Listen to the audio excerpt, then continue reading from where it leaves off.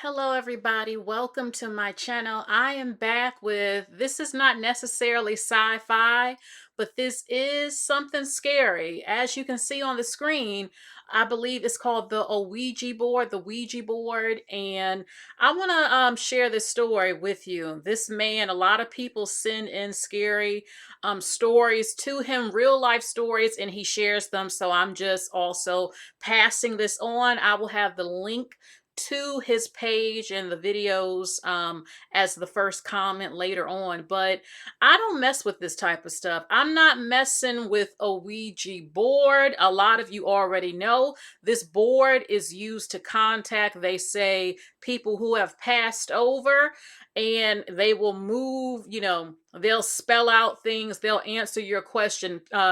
Sometimes they say it's not even people, it's entities from the other side, evil. All types of crazy stuff tends to happen when you mess with the Ouija board. So I want you to listen to this story. Listen to this. A follower sent me this story, and it starts with a little girl waking up to a man breathing directly inside of her ear. And after her and her friend played with this Ouija board, things didn't get any better. Now, the girl who sent me this story, she asked me to change her and her friend's name, so we're going to call her Brianna and her best friend Haley. Now, they grew up together just outside of a small town in Ohio, and they had been absolutely inseparable since kindergarten, right? But according to Brianna, there was always something off about Haley's home, and she said strange things had happened there for as long as she could remember, right? Ever since she started going there for play dates, weird things always happen.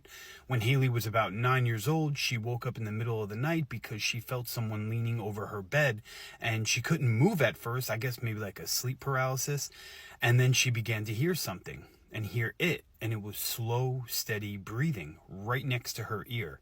Now, she thought maybe it was her dad checking on her, but when she turned over, there was nobody there. Actually, the room was completely empty and the door was shut. Now, as they got older, they became fascinated with the paranormal and occult. They downloaded ghost apps, they watched investigations online, and eventually they would buy a Ouija board together. And at first, they expected absolutely nothing to happen, but something did, and almost immediately. Whatever answered them always claimed to be an older man. It answered questions absolutely spot on, remembered previous conversations, and seemed willing to talk to them for hours. Now, the problem was they could never figure out if it was actually friendly or not. Brianna said things slowly began to escalate over time. Then, one night, they were using the Ouija board with Haley's parents sitting nearby when everyone suddenly heard a man sigh in the room. Not from outside, not from downstairs, right beside them in the same room, maybe 3 feet away. And at that exact moment, a phone charger violently shot out of the wall socket and landed several feet away, right in front of all of them. Another night, the girls were sitting on Haley's bed scrolling through their phones when a sharp whistle came from the dark corner of the room. Neither of them moved, neither of them spoke, because they both knew exactly what they had heard. There was no denying it. Then there was the park incident. It was close to midnight. The neighborhood was absolutely quiet. It was empty and completely still. And as they walked past a pavilion, they heard a very high-pitched voice from around the corner say only one word: "Hi." Now, they rushed over expecting another kid to be playing on the playground, or another kid to be there, same age as them, but there was nobody. And looking back, Brianna thinks that they made a terrible mistake because they didn't just use the Ouija board at home or one time. They started taking it to cemeteries. They used it to communicate with spirits, and they got on these communication apps, and they experimented with the dowsing rods. And then one night, they decided to make their own Ouija board out of paper. And she said that night felt different than the rest, like something had crossed a line. And the moment that they started asking certain questions, the atmosphere inside the house immediately changed. The air felt heavy and very oppressive, she said, and sad and dark and just overwhelming. And that kind of feeling that makes you want to leave immediately, but you can't, and you can't explain why. Then came the scratching noises that were coming from inside of the walls. And a few minutes later, heavy footsteps, like someone wearing heavy, thick work boots, running up and down the stairs, fast, toward their bedroom where they were, and they would just freeze and sit there in horror. Because Haley's parents were asleep downstairs, no one else was supposed to be home, so they knew it was not them. Brianna eventually would fall asleep, but sometime around 3 in the morning, she woke up one night to this scratching again, closer this time, and she didn't want to wake Haley, and she grabbed her shoes, left the house, and she walked home alone in the dark at 3 in the morning.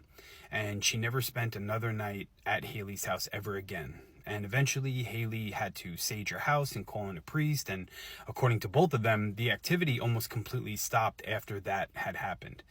Now, they're both in their 20s now, and every time that they see each other, they still talk about those nights. And Brianna told me that she genuinely believes there is an afterlife because of what they had experienced. But she also said something else that really stuck with me, and that's, she said whenever answered us, always seemed very eager to talk to us. And maybe that's the unsettling part of it all, because if something unknown is always willing to answer, how do you know it's telling you the truth? Or even worse, how do you know it's the same thing answering you every single time? Let me know what you guys think in the comments. Okay, so you heard all of that. I can tell you, I'm not messing with an Ouija board. We have seen too many films when it comes to this, and that you can open up a portal.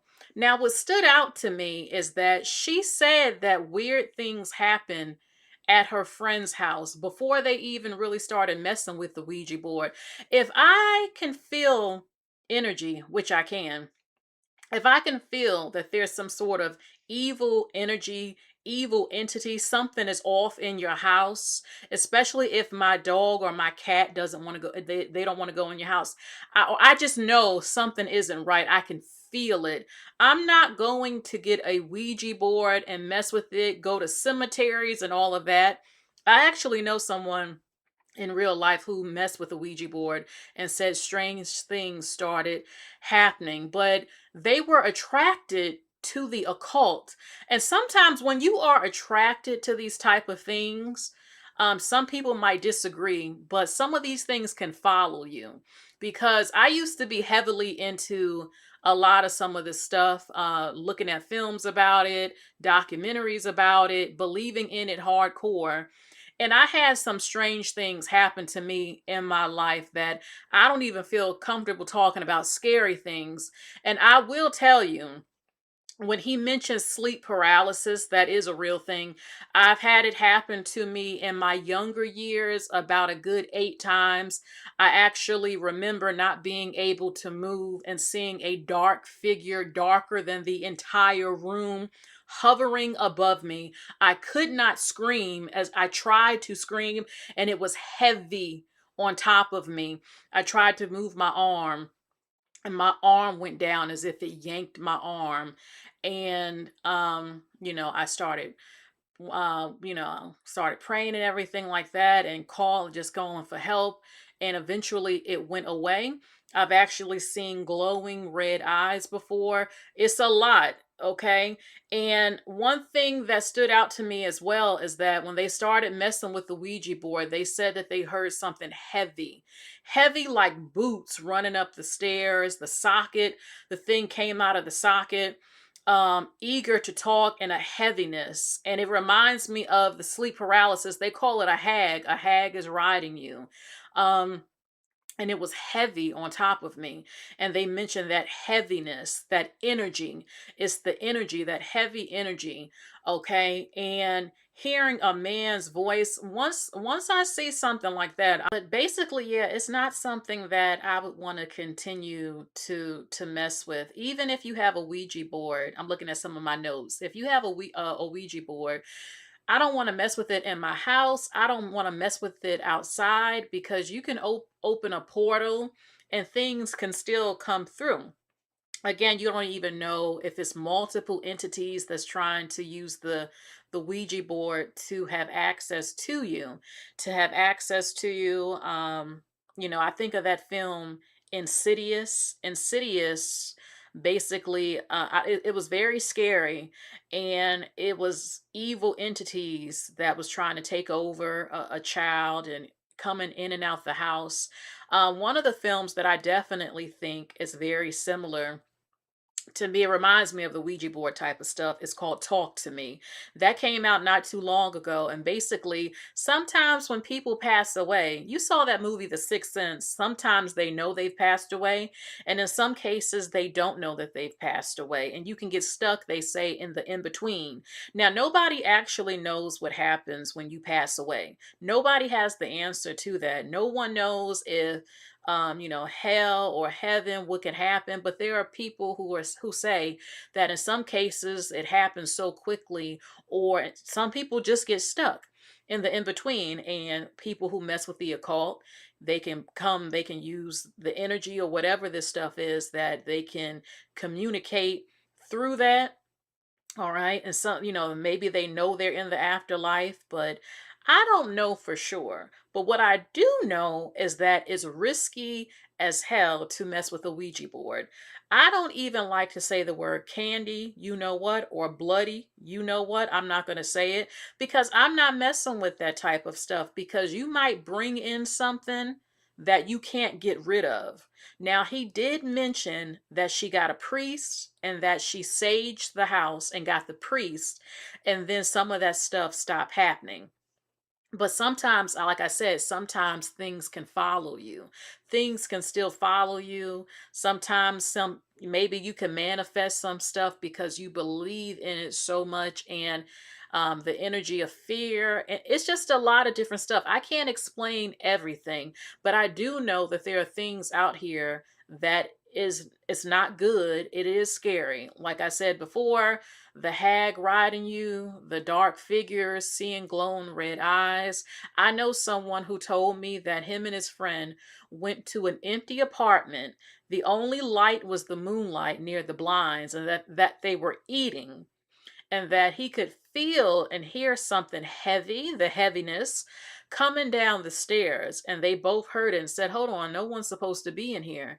And the presence of this energy was so frightening that they ran out of the apartment. They came back, and you know how at the front door you can have the mail slot at the front door? He said he had this urge to look. So he opened up the mail slot, and he said that he saw glowing green eyes just staring at him, and that they ran off again. Okay, this is a true story. We've heard about people, in New Orleans walking at night and seeing all types of stuff, and fields, all types of stuff. There are things out here that we have seen and things we haven't seen, and they're all not friendly. Okay, the Ouija board, in my opinion, is just too risky to mess with. It might be real, it might not be real. I don't want to find out, because I don't want stuff running, heavy boot sounds running up and down my home, hearing a man's voice, feeling somebody on top of me while I'm sleeping. Okay, so all right. Okay, so that's pretty much it for the notes that I have about this. This is not too scary, this story, but it makes you think, and it makes me think it's a good thing I haven't messed with a Ouija board. Because when I was younger, a little girl in middle school and stuff, I remember this being very popular during Halloween. People used to bring out Ouija boards during Halloween and stuff. And the movies I used to see, I just knew I don't want to play with that. I don't want to play with that.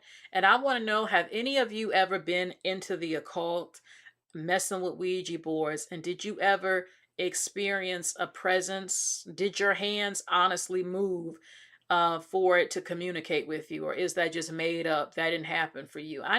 You need to tell us the truth in the comment sections about these Ouija boards. So, um, again, that is it. I'm not messing with the Ouija board. I highly suggest none of you do, because you don't want anything like what happened to her happening to you in your home or around where you live.